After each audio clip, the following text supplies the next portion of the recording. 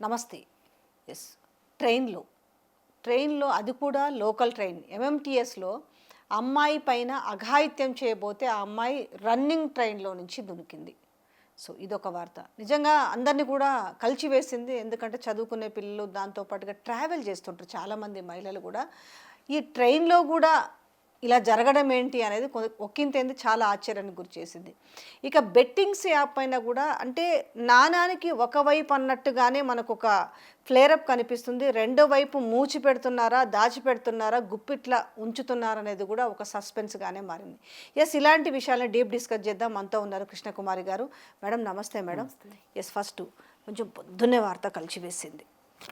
MMTS first చూడంగానే మెట్రోనా అంటే shock. ఎంఎంటీఎస్కి మెట్రోకి చాలా దగ్గర ఇది ఉంటుంది, ఎందుకంటే ట్రావెల్ చేసే వాళ్ళు చేస్తుంటారు. కానీ ఈ ఎంఎంటీఎస్లో రన్నింగ్ ట్రైన్లో అఘాయిత్యం చేసే అంత అంటే ఆ వెసులుబాటు అంటామా, లేకపోతే అంత అవకాశం ఎలా దొరికింది అనేది చర్చ కూడా అందరు ఇదే పెడుతున్నారు. ఎట్లా దొరికిండొచ్చు?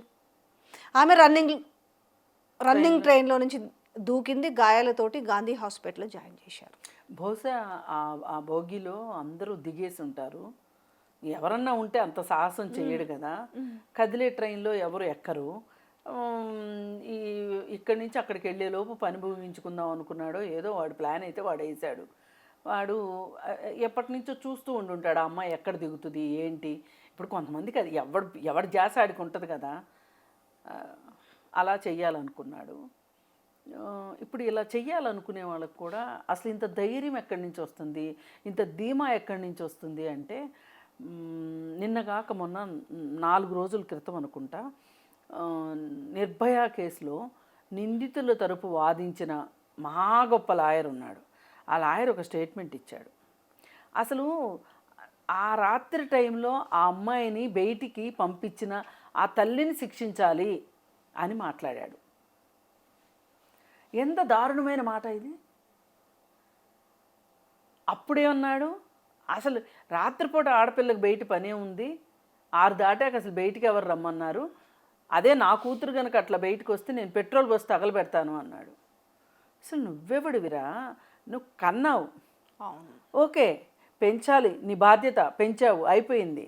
నీకు నచ్చకపోతే కాల్చి చంపుతావా? చంపే హక్కు నీకెవరిచ్చారు? ఇప్పుడు చంపే హక్కు లేదు, చచ్చే హక్కు లేదు అని చెప్తున్నాం. చంపేంత ప్రేమ, చచ్చేంత ప్రేమ వద్దురా బాబు మీకు నమస్కారం అని మారుతిరావు లాంటి వాళ్ళకి చెప్పాము. అయిపోయింది. ఈ లాయర్కి ఏంటి అసలు అంత ఇప్పుడు ఇట్లాంటి వాళ్ళ మాటలు మాటలు ఏముంది, వీళ్ళు వినొచ్చారా వాళ్ళు వినొచ్చారా అనుకుంటారు. కానీ మన చుట్టూ సమాజంలో చాలామంది మనుషులు ఇలా మాట్లాడే వాళ్ళు ఉన్నారు. ఆ మాట్లాడే మాటలే వీళ్ళకి ఓతాన్ని ఇస్తున్నాయి. ఇట్లాగా చెయ్యి మాట్లాడడానికి, వాళ్ళు అట్లా మాట్లాడడానికి, వీళ్ళు ఇట్లా చేయటానికి. లేకపోతే వాడికి అసలు అంత ధైర్యం ఏంటి చెప్పండి? ట్రైన్లో చేయాల్సినంత ఇది ఏంటి అసలు? ఇప్పుడు అబ్బాయి దొరికాడా? ఆ అమ్మాయి చెప్పింది అంటే ఒక బ్లాక్ షర్ట్ గల్ల షర్ట్ వేసుకున్నాడు అనేసి ఈ అమ్మాయి దునికేసింది కదా, దూకేసింది. అంటే ఇంకేం చేయాలి, అప్పుడు ఎవరు లేనట్టుంది నాకు తెలిసి. స్టాప్లలో దిగిపోయి ఉంటారు చివరిలో. ఇప్పుడు ట్రైన్లో ఎలా జరుగుతుంది, బస్సులలో మిస్బిహేవ్ చేస్తున్నారు, అందరు ఉండగానే చేస్తున్నారు. అసలు ఎందుకు ఒక బస్సులో ఇప్పుడు మొన్న మధ్య నిజామాబాద్ నుంచి ఒక బస్సు ఒంగోలు వెళ్తుంటే నిజామాబాద్లో అదే ఎక్కిన ప్లేస్లో ఎక్కువ మంది లేరు. లేకపోయేసరికి కొంచెం మాటలు కలిపేసేసి ఇప్పుడు ఇవి కూడా స్లీపర్లు ఇస్తున్నారు. అవును, ఈ స్లీపర్లు ఒకవైపు ఏమో సీట్లు, ఒకవైపు స్లీపర్లు ఇస్తున్నారు కదా.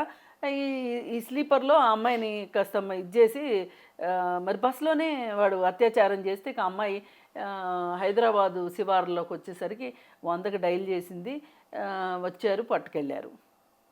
జరగమనుకోవటానికి లేదు. ఈ ప్లేసు ఆ ప్లేసు అసలు కాదేది మాకు అనర్హంలాగా తయారైపోయారు. అన్ని విపరీత ధోరణిలోనే కనిపిస్తున్నాయి. ఏదన్నా చూసుకుంటే బాగుందనంటే ఒక్కటన్నా పాజిటివ్గా. ఇప్పుడు మనం విజేతల కథలు వింటూ ఉండేవాళ్ళం ఒకప్పుడు, ఆడవాళ్ళే కానీ మగవాళ్ళే కానీ. అసలు ఇప్పుడు ఏదైనా ఒక విజయం సాధిద్దాము అనే తపన కానీ ఆ ఆతృత కానీ ఎక్కడ కనిపించట్లా. ఎంతసేపు ఈజీ మనీ ఎట్లా వస్తుంది, ఈజీగా ఎట్లా ఖర్చు పెట్టాలి.